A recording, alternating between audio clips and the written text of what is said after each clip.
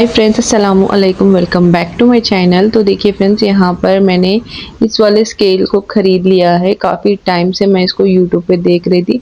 काफ़ी लोग इसके रील्स बना रहे थे, काफ़ी लोग इसके जो डिज़ाइन है वो दिखा रहे थे। तो मुझे लगा कि ये मेरे लिए काम आने वाली चीज़ है। और ये जो सारे नेक के जो डिज़ाइन है ना, ये पर्सनली मुझे अच्छे लगते हैं। इनके मतलब ये जो डिज़ाइन हैं, इनके अलावा मुझे कोई और डिज़ाइन इतने अच्छे लगते नहीं हैं और ये काफ़ी यूज़फुल हो जाते हैं। तो मैंने सोचा कि मैं भी ख़रीद लेती हूँ। तो मैंने यहाँ पर ख़रीदा तो है। अब मुझे 1-2 चीज़ें एक्स्ट्रा मिली हैं जो अब मैंने हाथ में पकड़ा हुआ है। ये वाली स्केल, आर्म होल वाली स्केल और जो स्ट्रेट वाली स्केल है, तो वो मुझे एक्स्ट्रा मिली है। मेरे पास पहले से ही वो थी, तो कोई बात नहीं, मैं एक उठा के रखूँगी। जब टूट-वूट जाएगी तो फिर मैं दूसरा यूज़ कर सकती हूँ। तो अब इन सारे डिज़ाइंस को किस तरह से कटिंग करेंगे, वो किस तरह से इसका लुक आएगा, वो सब मैं आपके साथ शेयर करूँगी। तो चलिए कर लेते हैं कटिंग। तो देखिए फ्रेंड्स, यहाँ पर ये जो डिज़ाइन है, इनको मतलब स्केल को रखने से पहले हमें अपने जो नेक है उसके हिसाब से मार्किंग करनी है सबसे पहले स्क्वायर में। उसके बाद ही हम इस डिज़ाइन को ड्रॉ कर सकते हैं। तो यहाँ पर जिस तरह से मैं कर रही हूँ उसी तरह से करना है। तो इस तरह से इसका लुक आएगा। कटिंग जब पूरी हो जाएगी तो आपको तब समझ में आएगा कि किस तरह से इसका पूरा अच्छे से प्रॉपर लुक दिख जाएगा। अब यहाँ पर मैंने कटिंग तो कर ली है। अब एक बार पूरे अच्छे से सारे बैठकर मैं कटिंग करूँगी। उसके बाद मैं आपको इकट्ठा सारे डिज़ाइन दिखाऊंगी, कौन सी स्केल में क्या डिज़ाइन बनेगा। तो देखिए फ्रेंड्स, यहाँ पर हमारी कटिंग हो गई है। सारे जो डिज़ाइन हैं वो मैंने रेडी कर लिए हैं। कुछ इस तरह से मैंने रखा है। जो भी स्केल मैंने बाजू में रखा है डिज़ाइन के, नेक के जो डिज़ाइन हैं उनके बाजू में जो रखा है, वही स्केल इसमें यूज़ हुई है उस डिज़ाइन को बनाने में। तो आपको देखकर समझ आ ही रहा होगा। और इसमें कॉलर भी हम आसानी से बना सकते हैं। यहाँ पर जो फ्रंट में मैंने रखा है सबसे पहले चाइनीज़ कॉलर, जिसको हम काफ़ी आसानी से बना सकते हैं। तो ये बहुत यूज़फुल स्केल्स है। तो देखिए फ्रेंड्स, रात में स्केल्स आए थे, पार्सल मुझे रिसीव हुआ था, तो मैंने आपके साथ शेयर कर दिया। अब नेक्स्ट मॉर्निंग हो गई है। यहाँ पर कढ़ी और पकोड़े की तैयारी कर चुकी हूँ मैं। सारी तैयारी करने के बाद मैं किचन में आ गई और यहाँ पर कढ़ी को तड़का लगा दिया था। ऊपर से एक और तड़का लगा रही थी ताकि थोड़ा सा और अच्छा टेस्ट आए। हमारे यहाँ पर ये तड़का नहीं लगता है, बट मैंने आज एक्सपेरिमेंट किया है। हाय फ्रेंड्स, अस्सलाम वालेकुम। Welcome back to my channel. तो देखिए फ्रेंड्स, काफ़ी ज़्यादा गर्मी होने लगी है। यहाँ की गर्मी की कोई हद नहीं है। बारिश बिल्कुल ही थम गई है, बिल्कुल ही नहीं हो रही है बारिश का। हालांकि बारिश का मौसम है, बट फिर भी बारिश नहीं हो रही है। अभी मैंने अपने घर के सारे काम कर लिए हैं, फ्रेशन अप हो गई हूँ और जो कुकिंग करना था वो भी कंप्लीट हो गई है। अब बाहर हमारे मशीन में कपड़े धुल रहे हैं बाथरूम में। अब मैं आपको कुछ दिखाने वाली हूँ, क्योंकि काफ़ी टाइम से मुझे इसका इंतज़ार था और कभी सोचती थी कि लूँगी नहीं लूँगी। और जब भी मैंने मतलब जब मेरी स्टार्टिंग में मशीन मैंने खरीदी थी, तब मेरा सपना था कि मैं ये सारी चीज़ें खरीदूँ मशीन से रिलेटेड, बट नहीं हो पाया था। वो सारी चीज़ें काफ़ी कॉस्टली थी, मुझे बहुत दिन से खरीदना था। फाइनली आज जाकर रिसीव हुई हैं। और हजमा के पापा बोल रहे थे, ये तुझे कहाँ से, तेरे अंदर ये भूत चढ़ा हुआ है। लेकिन ये भूत चढ़ा नहीं हुआ है, लेकिन ये एक ज़रूरत की चीज़ है जो कि मेरी मशीन के लिए ज़रूरत है और काफ़ी टाइम से लेना था। तो ये मुझे अफोर्डेबल प्राइस में मतलब एक होता है ना, जब ऑफर प्राइस में चीज़ें चलती है, ऑफर चल रहा था, तो मुझे लगा कि ग्रैब कर लेना चाहिए इस चीज़ को, क्योंकि फिर आगे मुझे ये चीज़ ऑफर में मिले ना मिले, मुझे लगा कि अब ले लेना चाहिए। क्योंकि जब मैंने स्टार्टिंग में देखा था, ये जो इसका प्राइस तकरीबन 2800 के करीब या फिर 3000 के ऊपर ही था। तो ऊपर 3000 से ऊपर भी हो सकता है, 3000 से अंदर भी हो सकता है, इतना प्राइस था इसका। बट अचानक से इसका प्राइस ऑफर में मिल रहा था, तो मुझे लगा कि भाई अब मैं लूंगी, अब छोड़ूंगी नहीं, इस बार मुझे लेना ही है। तो मैंने ले लिया। मशीन के जो फूट होते हैं वो लिए हैं। तो पूरा एक कॉम्बो पैक मैंने लिया है, क्योंकि ये एक दो में अगर खरीदने जाओ तो ये काफ़ी कॉस्टली पड़ जाते हैं। मैंने एक खरीदा था, आपको दिखाती हूँ। उसकी मुझे काफ़ी ज़रूरत थी। जब मैंने नई नई मशीन खरीदी थी तो मुझे उसकी काफ़ी ज़्यादा ज़रूरत थी। तो मैंने इस तरह से, अब कैसे दिखाऊं, ये देखिए इस तरह से मैंने, ये हेमिंग करने वाला फूड था, मुझे इसकी काफ़ी ज़रूरत थी और मैंने काफ़ी इसके रील्स देखे थे, तो मुझे था कि लेना है। तो मैंने इस अकेले को लिया था 220 या फिर 240 रुपीज़ में एक लिया था। ये देखिए इस तरह से। तो अब मुझे कॉम्बो पैक मिल रहा था और उसमें 32 पीसेस मिल रहे थे। मतलब जो मशीन के फूट होते हैं, अलग अलग फूट जो होते हैं, किसी में सीधी सिलाई पड़ती है, किसी में खुद फोल्डिंग हो जाती है, किसी में ऐसा है कि जो प्लेट्स हमें डालने होते हैं फ्रिल्स बनाने वाले, वो भी खुद ही कर लेता है। बहुत सारी चीज़ें हैं उसमें, तो वो सब करने के लिए ना अलग अलग फूट होते हैं, तो मैंने सोचा ले लेते हैं। तो यहाँ पर इतने सारे हैं, 32 पीसेस मुझे मिले हैं। और इसके अलावा मुझे मशीन के साथ में भी मिले थे। तो वो ये एक मिला था बटन लगाने वाला, बटन होल वाला, और साथ ही में ये जिप लगाने वाला, और ये बटन लगाने वाला, और ये पीको करने वाला। तो मैंने इसको मंगाया था, ये अकेला मैंने 240 या 220 रुपए का ऐसा कुछ मंगवाया था। और एक और है जो कि सीधी सिलाई मशीन की होती है, वो मेरा मशीन में लगा हुआ है। तो इस तरह का स्टील का मुझे एक मशीन के साथ में मिला है। तकरीबन 5 फुट इस तरह फुट है, वो सारे 5 मिले हैं। तो ये तो अब मेरा जो नया सेट आया है उसमें है, उसमें से मिला, मतलब उसमें आया हुआ है।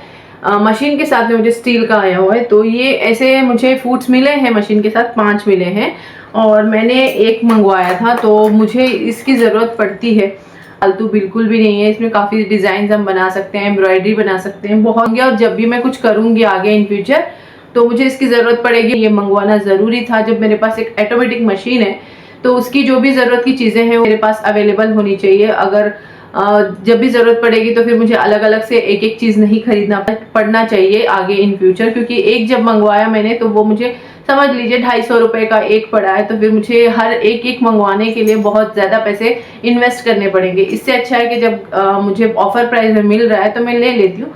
तो इस वजह से मैंने लिया है। मुझे जो भी मशीन के लिए ज़रूरत की चीज़ें हैं, क्योंकि अब मैं सिलाई करती हूँ, बाहर के कपड़े भी मैं सिलती हूँ, बाहर के जब सिलती हूँ तो मुझे ये सारी चीज़ों की ज़रूरत पड़ती है। तो इस वजह से मैंने सोचा जब ऑफर प्राइस में मिल रहा है तो ले लेते हैं। स्केल जो भी मैंने खरीदे हैं, क्योंकि जो नेक्स हैं वो आसानी से बना सकते, जो सिंपल मुझे पसंद है वो डिज़ाइन में ही स्केल्स मिल रहे थे, तो मुझे लगा कि ले लेना चाहिए, क्योंकि आसानी से मैं बना सकती हूँ। मुझे लगा तो ले लिया था मैंने। वो भी मैंने वीडियो बना रखा है, तो वो मैं या तो इस वीडियो के पहले अटैच कर दूंगी या फिर इसी वीडियो के आगे अटैच कर दूंगी, यानी कि एंड में। तो आप देख लीजिएगा। और मैं बहुत ज़्यादा एक्साइटेड हूँ। पहले मैं इन सारी चीज़ों को अरेंज करती हूँ, फिर आपको दिखाती हूँ।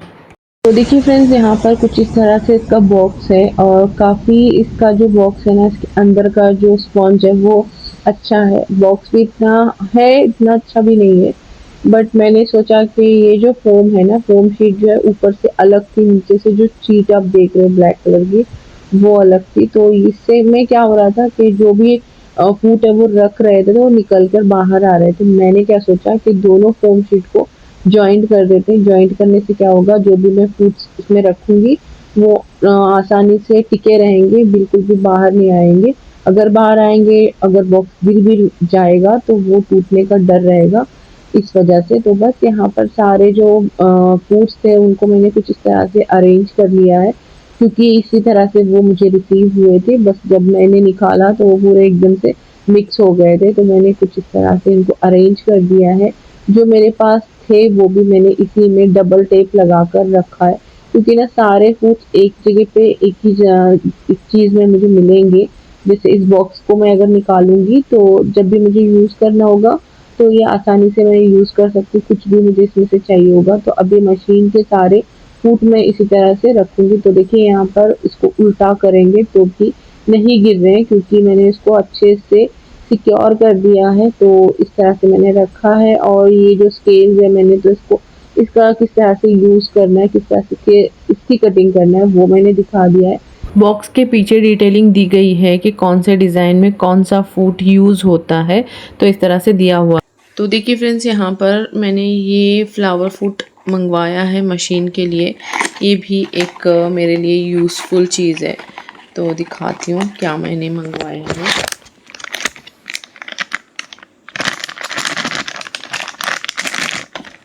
तो ये भी काफ़ी यूज़फुल रहेगा। वैसे जो एम्ब्रॉयडरी या फिर जिन्होंने इसको यूज़ किया है, अब तक यूज़ कर चुके हैं, उनको पता होगा, या फिर जिसने नहीं यूज़ किया है उनके लिए बता दूं। तो जिस किसी के पास भी ना एम्ब्रॉयडरी वाली मशीन है तो वो ये फूड मंगा सकते हैं। जब मैं इसको यूज़ करूँगी तो मैं आपके साथ ज़रूर से शेयर करूँगी, सारे जो फूड हैं वो सब कुछ आपके साथ शेयर करूँगी। ख़ासकर मुझे इसको यूज़ करने की काफ़ी जल्दी है, मैं काफ़ी इंतज़ार कर रही थी इसको कब यूज़ करें, क्योंकि काम बहुत ज़्यादा थे घर के तो नहीं कर पाई। अब सोच रही हूँ कि आज इंशाल्लाह इसको यूज़ करके दिखाएं किस तरह से इसके फ्लावर्स बनते हैं। इसमें ना अलग अलग तरीके के फ्लावर्स बनते हैं, तो वो मैं आपको इंशाल्लाह नेक्स्ट व्लॉग में सारी चीज़ें डिटेल में इस तरह से इसमें फ्लावर्स बनते हैं वो दिखाऊंगी इंशाल्लाह। काफ़ी अच्छे फ्लावर बन जाते हैं इसमें। इसमें फ़्लावर बनाना भी काफ़ी आसान है। आप फ्लावर बनाकर ऊपर से सीक्वेंस लगाकर बना सकते हैं। तो आजकल फ्लावर का जो ट्रेंड है, मतलब ड्रेसेस वगैरह में बनाना काफ़ी आसान हो जाएगा अगर किसी के पास मेरी जैसी मशीन है, या फिर मतलब मिलती जुलती मशीन, जैसे बहुत सारे मशीन्स हैं आजकल मार्केट में, वैसी इलेक्ट्रॉनिक कोई मशीन होगी तो उनको ये बहुत काम आने वाली चीज़ है। तो ये क्या है आपको मैं नेक्स्ट व्लॉग में दिखाऊंगी। तो बस यहाँ पर अभी नेक्स्ट डे हो गया है और यहाँ पर मैं किचन में आई हूँ कुकिंग करने के लिए। तो यहाँ पर आज मैं बनाने वाली हूँ मच्छी की कड़ी और साथ में मच्छी को फ्राई करने वाली हूँ। तो यहाँ पर मसाला मैंने तैयार कर लिया है, तो इसको अभी मैरिनेट करेंगे और बाकी कड़ी बनाना है। तो ये जो मच्छी है किसी खास इंसान ने दी है, तो बस उसको आज बनाएंगे। काफ़ी टाइम बाद मैं गोवा की मच्छी खाने वाली हूँ, तो हुबली से जब से आए हैं तब से अब खाने वाली हूँ। तो देखिए फाइनली बारिश होने लगी है।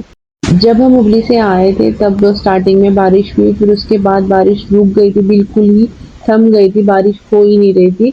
तकरीबन 15 दिन तो बारिश हुई नहीं, अब फिर से बारिश स्टार्ट हो गई है और माशाल्लाह इतने अच्छे से बारिश हो रही है ना, देखकर सच में बहुत अच्छा लग रहा है।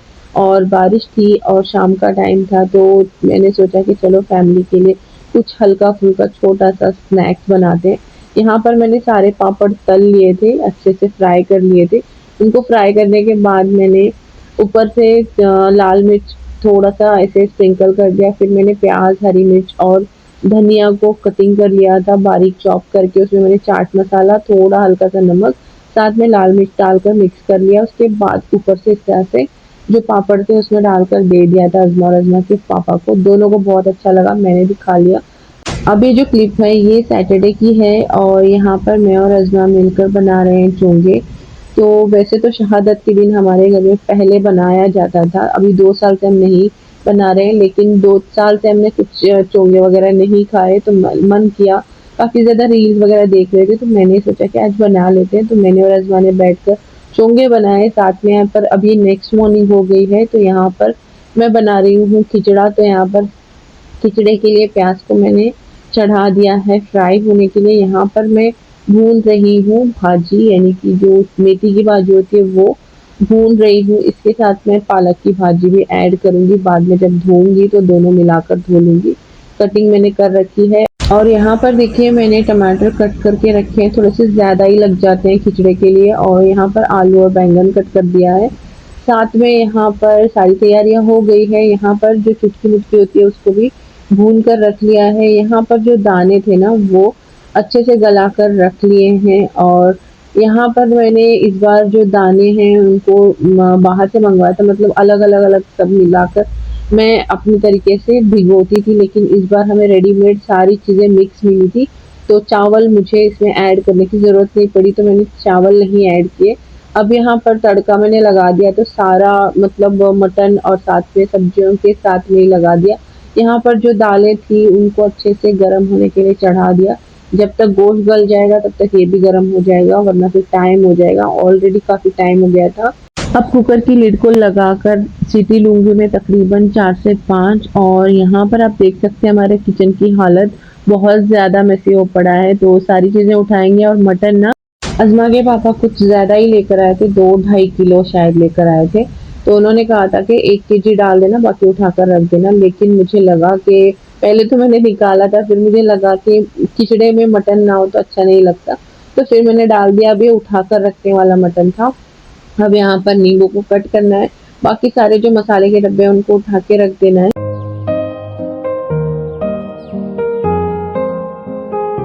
फ्रेंड्स हमारा जो खिचड़ा है वो बनके तैयार हो गया है। माशाल्लाह से इसका टेस्ट बहुत ही ज़्यादा अच्छा आया था, बट इसमें थोड़ा सा गड़बड़ ये हुई थी कि तीखा ज़्यादा हो गया था। वैसे अज़मा और अज़मा के पापा ने कहा था कि थोड़ा सा तीखा बना लेना, तो मैंने थोड़ा सा तीखा बनाया तो था, लेकिन वो एक्स्ट्रा तीखा इस वजह से हुआ क्योंकि जो हरी मिर्च है मैंने फ्रेश पीस ली थी और उसका जो जार में बचा हुआ मसाला था हरी मिर्च का, उसमें मैंने पानी डालकर उसी पानी को खिचड़े में डाल दिया जो मसाला मैं तैयार कर रही थी उसमें तड़के में, और थोड़ी सी हरी मिर्च पीसी हुई भी डाल दी थी, तो थोड़ा सा एक्स्ट्रा तीखा हो गया था। तो मैंने बाद में क्या किया, चावल अलग से पकाकर फिर उसमें डालकर अच्छे से मिक्स कर लिया, फिर से मैंने पकाया, तो तब जाकर इसका तीखापन कम हुआ। तो कभी कभी ऐसी चीज़ें हो जाती है। अब टेस्ट तो माशाल्लाह बहुत ही अच्छा आया था, तो क्या ही कर सकते हैं। तो चलिए फ्रेंड्स, इस ब्लॉग को यहीं पे ख़त्म करेंगे। उम्मीद है कि आपको मेरा ये ब्लॉग पसंद आया होगा। अगर थोड़ा सा भी अच्छा लगा तो लाइक कीजिएगा, शेयर कीजिएगा अपने फ्रेंड्स एंड फैमिली के साथ। तो चलिए मिलते हैं एक नए से अच्छे से ब्लॉग में। अल्लाह हाफिज़।